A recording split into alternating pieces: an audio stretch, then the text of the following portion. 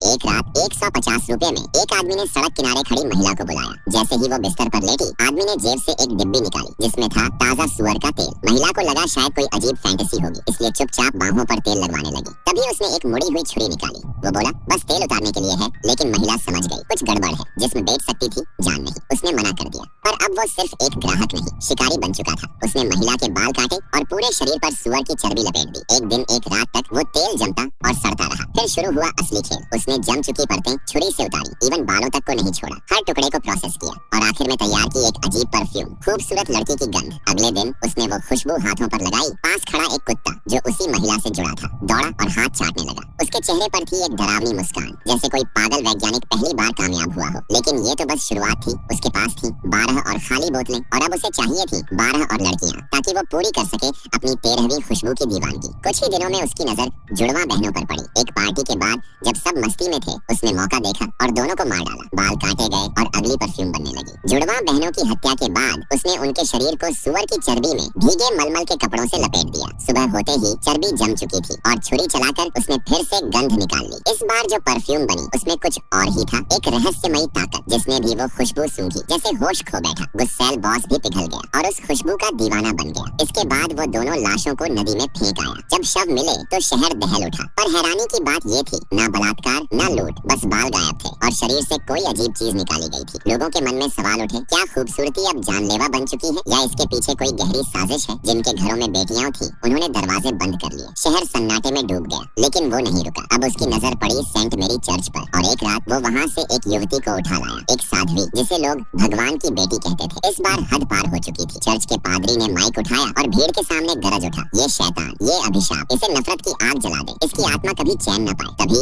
एक चिट्ठी पादरी के सामने रखी गई जिसमें लिखा था, अब सिर्फ 2 खुशबू बाकी हैं। आखिरकार वो शैतान पकड़ा गया। पर हकीकत कुछ और थी। सरकार ने रसूखदारों के दबाव में एक बेगुनाह पर इतना जुल्म किया कि उसने जुर्म कबूल कर लिया। मामला बंद हुआ। कस्बा फिर से अपनी पुरानी रफ्तार में लौट आया। लेकिन एक शख्स अब भी बेचैन था, मीरा का पिता। मीरा शहर की सबसे खूबसूरत लड़की और उसका पिता एक प्रतिष्ठित, शांत और समझदार आदमी। उसे अंदेशा था असल हत्यारा अभी भी जिंदा है और वो सही था, क्योंकि वो दरिंदा अब तक 12 खुशबू बना चुका था। पर उसकी दीवानगी थी 13वीं खुशबू, जिसके लिए चाहिए थी सिर्फ एक लड़की, मीरा। सुबह पिता ने मीरा और भरोसेमंद नौकरों को साथ लिया और कस्बा छोड़ दिया। उसी वक्त वो दरिंदा एक अजीब सपना देख रहा था जिसमें उसकी बनाई खुशबू फीकी पड़ रही थी। झटके से उठा और समझ गया मीरा जा रही है। उसने बिना एक पल गंवाए सामान समेटा और निकल पड़ा उसके पीछे। मीरा का पिता चालाक था। एक चौराहे पर नौकरों को मुख्य रास्ते भेजा और खुद मीरा को लेकर एक सुनसान पगडंडी पर मुड़ गया। लेकिन वो एक बात नहीं जानता था, हत्यारा आंखों से नहीं गंध से पहचानता था। मीरा की वही खास महक जिसे वो बंद आंखों से भी सूंघ सकता था। उधर कस्बे में एक और घटना हुई। वही वेश्या का पालतू कुत्ता शेरू एक जगह मिट्टी खोदने लगा और जमीन के नीचे से 12 लड़कियों के कपड़े और सामान बरामद हुए। सच सामने था, वो दरिंदा अब तक 12 मासूमों को बेरहमी से मार चुका था। और इधर मीरा और उसका पिता एक दूरस्थ सराय में रुके हुए थे, लेकिन उन्हें नहीं पता था शिकारी अब एक कदम पीछे है। उस रात दरिंदे ने वो सराय पूरी की पूरी बुक कर ली थी। रात ढली और जब सब सो चुके थे, वो मीरा की खुशबू का पीछा करते हुए चुपचाप उसके कमरे तक पहुंचा। कमरे में हल्की रोशनी थी और मीरा बस वैसी ही मासूम और खूबसूरत, लेकिन उसके अंदर एक बीमार सोच पल रही थी। उसे लगता था कि वक्त खूबसूरती को मिटा देता है, लेकिन इत्र उसे अमर बना सकता है। सुबह जब मीरा का पिता दरवाजा खोलता है, सामने पड़ी थी उसकी बेटी की ठंडी निर्जीव देह। उधर वो पागल 13वीं खुशबू बना चुका था। जब सब इत्रों को मिलाया तो बनी अलौकिक खुशबू, जिसकी महक इंसानों की सोच को मोड़ देती थी। लेकिन तभी सिपाही उसे पकड़ लेते हैं। भागते हुए वो आखिरी बोतल छुपा देता है। कैद में मीरा के पिता ने पूछा, क्यों मारी मेरी बेटी को? वो बस मुस्कुराया, क्योंकि मुझे उसकी जरूरत थी। पिता ने उसकी आंखों में देखा और कहा, मैं तुझे मरते देखूंगा, हड्डी दर हड्डी टूटते हुए। पूरा शहर इकट्ठा हुआ था उसकी सजा देखने। ये कोई मौत नहीं थी, ये एक तमाशा था। लेकिन तभी कहानी ने मोड़ दिया। फांसी से पहले उसने अपने रुमाल पर 13वीं खुशबू की एक बूंद डाली। महक फैलते ही पास के सिपाही ठिठक गए। उन्होंने उसके मैले कपड़े हटाए और रॉयल पोशाक पहना दी। एक बग्घी आई, उसे सम्मान से मंच तक लाया गया